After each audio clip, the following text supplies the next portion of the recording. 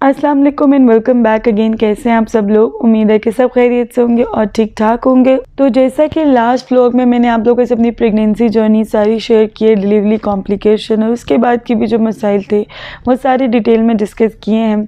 तो अब कुछ दिन गुजर चुके हुए थे और अल्हम्दुलिल्लाह सब चीज़ें सॉर्ट हो चुकी हुई थी ऑलमोस्ट। तो मेरा जो एक एक्सट्रीम राइट पर स्टेज था ना, वो ख़राब होना शुरू हो गया था। पहले मैंने अपनी जितनी भी फ्रेंड्स हैं उनसे बात की, क्योंकि सब डॉक्टर्स हैं, मैंने ख़ुद भी फार्म डी किया हुआ है। तो और एक तो गायनेकोलॉजिस्ट बन रही है, उसको भी पिक्चर खींच के और वीडियो से मैंने सारा उसको बताया।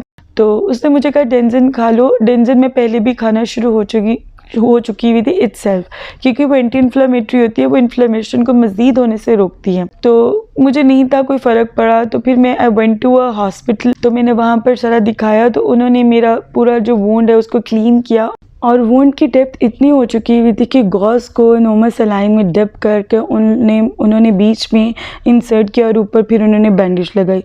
तो इतना मेरा वुंड ख़राब हो चुका हुआ था और उन्होंने कहा कि ये महीना आपको लगेगा रिकवर होने में। तो आपको ऑलमोस्ट महीना इसकी इसी तरीके से दिन में 2 बार बैंडेज करनी है। चाहे तो आप हॉस्पिटल आ जाएँ, चाहे हम घर पर इसको चेंज कर सकते हैं। इसके अलावा मुझे एंटीबायोटिक की बहुत हेवी डोज दी गई थी और इसके अलावा डेंजन ही दी थी उन्होंने, और कहा मल्टीविटामिन्स आप रेगुलरली इंटेक करें और कीमा और कलेजी और डेट्स वगैरह इस तरीके से आप अपनी डाइट रखें। जो कि मैं बहुत ही अच्छी डाइट रख रही थी। मैं रेगुलरली कीमा खा रही थी, यखनी वगैरह पी रही थी और मैंने इवन कलेजी भी एक बार बनवा के खाई, बट एक बार क्योंकि वो खाई नहीं जाती है, बहुत हेवी हो जाती है। तो मैं अपनी डाइट का भी ध्यान रख रही थी। उन्होंने कहा अगर रखेंगे तो रिकवर होंगे और अगर नहीं रखेंगे तो आप रिकवर नहीं होंगे। और अगर खुदा न ख्वास्ता आपका ये जख्म नहीं भरता है तो हम सैंपल लेंगे कल्चर के लिए और फिर हम लोग देखेंगे आपको कौन सी एंटीबायोटिक सूट करती है। और मैं इस बात से इतना डर गई थी और मैं दुआएं करी थी, अल्लाह पाक मुझे प्लीज़ इसी एंटीबायोटिक से आराम आ जाए, मुझे मज़ीद कोई और मेडिकेशन की तरफ नहीं जाना पड़े और ना ही टेस्ट की तरफ जाना पड़े। ऑलमोस्ट 1 वीक तक तो बिल्कुल भी कोई फ़र्क नहीं पड़ा। जब भी बैंडेज करने लगती थी इतनी ज़्यादा बीच में पस होती थी कि मैं घबरा जाती थी कि कभी भी ज़ख्म भरेगा कि नहीं। इतनी ज़्यादा मैं डर चुकी हुई थी, पर अल्लाह का शुक्र है वक्त दिन गुजरते चले गए। मैंने अपने जैसे ही डॉक्टर ने कहा था मेडिकेशन खाती रही और इसके अलावा जो है मैं अपनी डाइट का भी ध्यान रखती रही और बैंडेज भी रेगुलरली चेंज करती रही। तो अल्लाह का शुक्र है 15 डेज़ में वो रिकवर होना शुरू हो गया था। तकरीबन काफ़ी ज़ख्म जो है मेरा भर चुका हुआ था। और यहाँ पर जो मैंने आप लोगों से ज़िक्र किया था, मैं आप लोगों से शेयर करूँगी कि अम्मी ने मुझे पंजीरी की बजाय उसका अल्टरनेटिव क्या बना कर दिया है। तो वो ये है, ये मुरब्बा है आंवले का और सेब का। इन दोनों को चॉपर में डालकर अम्मी ने चॉप किया है और साथ बादाम है और कोकोनट है, उसको भी चॉप किया, पर चंक्स जो हैं वो बड़े बड़े रखे हैं ताकि मज़े के लगे खाते वक्त। तो इस तरीके से ये बॉल्स बनाकर अम्मी रख देती हैं। तो खैर ये इस वक्त आमना बॉल्स बना रही है और इसके ऊपर उसने टूथपिक लगा दिए ताकि मुझे इजी रहे खाने में। तो ये एक बहुत ही हेल्दी जो है कहते हैं ऑल्टरनेटिव आप कह सकते हैं पंजीरी का। तो ये मैं खाती रही हूँ। 2 बॉल्स ले लेती थी मैं दूध पत्ती के साथ दोपहर को या रात को सोते वक्त। तो इससे ये जो है ना ताकत मिलती है और रिकवरी में हेल्प होती है। तो इन चीज़ों का आपको ध्यान रखना पड़ता है, हेल्दी चीज़ें खानी पड़ती हैं। अगर आप नहीं खाएंगे तो रिकवरी बड़ी मुश्किल हो जाती है और मेरे साथ तो इस बार बड़े ही मसले हुए हैं। और एक और चीज़, जो भी न्यूबॉर्न होता है उसको कैल्शियम और विटामिन डी जो रिकमेंड की जाती हैं वो लाजमी बच्चों को दिया करें, ये बहुत ज़रूरी होता है। अयान किधर जा रहे हो? झूला लेने जा रहे हो? अयान किधर जा रहे हो? मोहम्मद किधर जा रहे हो? अयान वापस आओ।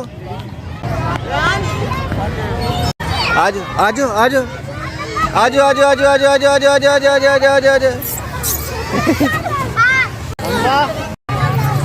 ऊपर क्या कर रहे हो आप सब लोग? क्या कर रहे हो? अयान रुको, यार वापस ही जाना। ध्यान देखो कैसे आ रहे, देखो कैसे आ रहे। लाइन लग रही है, लाइन। चलो जी, ध्यान भी काम। मुझे नहीं देखना, इधर देखो। अब भाई रास्ता क्लियर करो।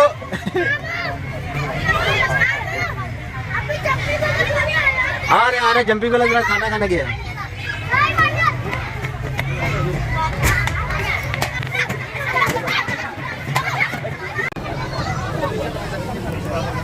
ईमान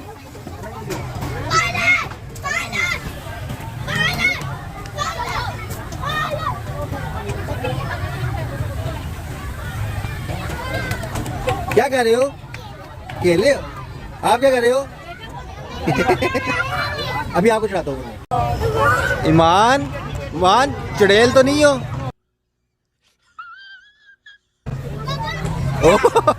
अब जंप करो, जंप करो।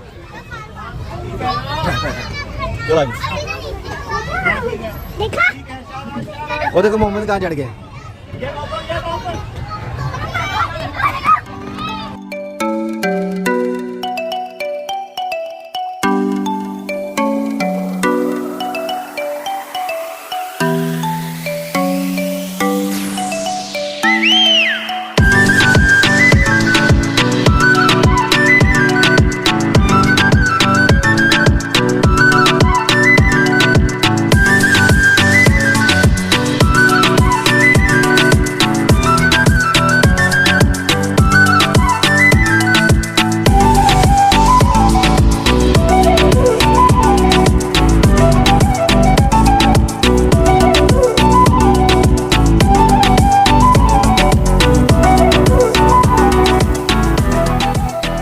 तो यहाँ पर जो भाई बच्चों को बाहर आउटिंग पर लेकर गया हुआ था, वो बच्चों से ना एक दिन का कमिटमेंट रखता है कि भाई आप लोग अगर पूरा वीक तंग नहीं करोगे, अच्छे से पढ़ोगे, जो कि बच्चे बिल्कुल भी नहीं बात मानते हैं, और बस उनको जो है हम दे ही सकते हैं झांसा कि आप लोग अच्छे से पढ़ोगे, अच्छे से बिहेव करोगे तो आपको वीकेंड पर ना जब भी मुझे छुट्टी होगी आपको बाहर लेकर जाऊँगा। तो फिर भाई अपना जो प्रॉमिस है वो फुलफ़िल करता है और बच्चों को लेकर जाते हैं। ऑल्दो बच्चे पूरा वीक बिल्कुल भी अच्छे से बिहेव नहीं करते हैं। वक्ती तौर पे जब उनको हम याद दिलाते हैं कि मामू आपको लेके नहीं जाएंगे कहीं पे, या बाबा मोहम्मद को कहें कि बाबा मोहम्मद आपको नहीं लेके जाएंगे बाहर, तो वो थोड़ा सा वक्ती 5-10 मिनट के लिए इंसान के बच्चे बन जाते हैं और थोड़ा तंग कम करते हैं और पढ़ लेते हैं थोड़ा बहुत, अदरवाइज़ तो कोई हाल ही नहीं है।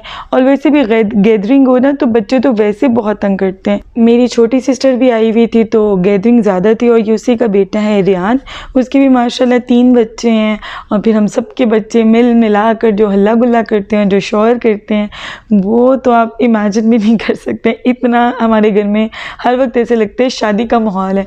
जब तक हम लोग इकट्ठे रहते हैं ऐसे लगता है रोज़ शादी है।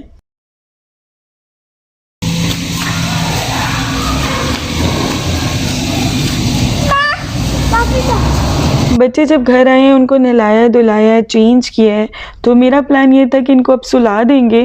तो अचानक से मोहम्मद को याद आ गया कि बाबा ने कहा था कि आप हमें आइसक्रीम खिलाएंगे, तो वो आइसक्रीम नहीं था खा के आया, तो उसने रोला डाल दिया कि नहीं भाई मेरी आइसक्रीम, कि मैं तो आइसक्रीम भी मैंने खानी है और फिर मैं वहाँ पे प्ले एरिया पे खेलूँगा भी। उसको अभी इतना खेल कर आया था और स्टिल वो कह रहे थे कि मैं मैकडॉनल्ड जाऊँगा और मैंने वहाँ प्ले एरिया पे जाके खेलना है।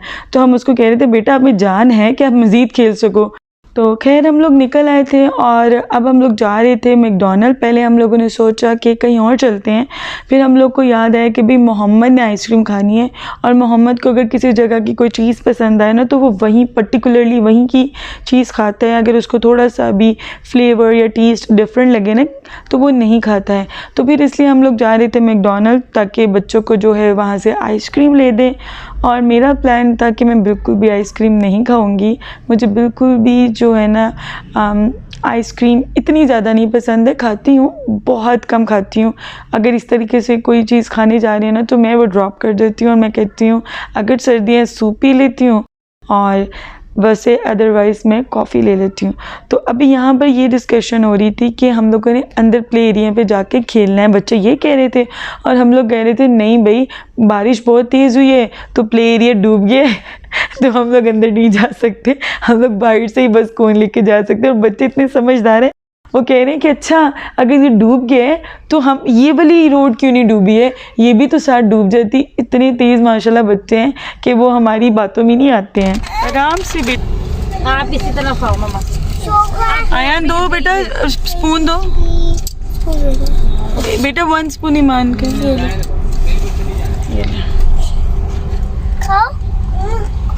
हाँ जी। क्या मम्मा? मम्मा क्या है? कॉफ़ी है मम्मा की। खाओ कोल्ड ड्रिंक। और ये ज़रा चेक करें, मुलाहिज़ा फरमाएं कि मैंने शुगर कहाँ डाली है। मैं चाह रही थी कि मैं इसकी लिड बिल्कुल भी ओपन ना करूं क्योंकि जैसे मैं लिड खोलती हूँ ना तो बहुत जल्दी ठंडी हो जाती है कॉफ़ी, तो मुझे अंदर शुगर ही नहीं थी डल रही। तो फिर भाई ने मुझे लिड खोल के दी और ये कॉफ़ी के अंदर फिर मैंने शुगर डाली है और वो ये गई।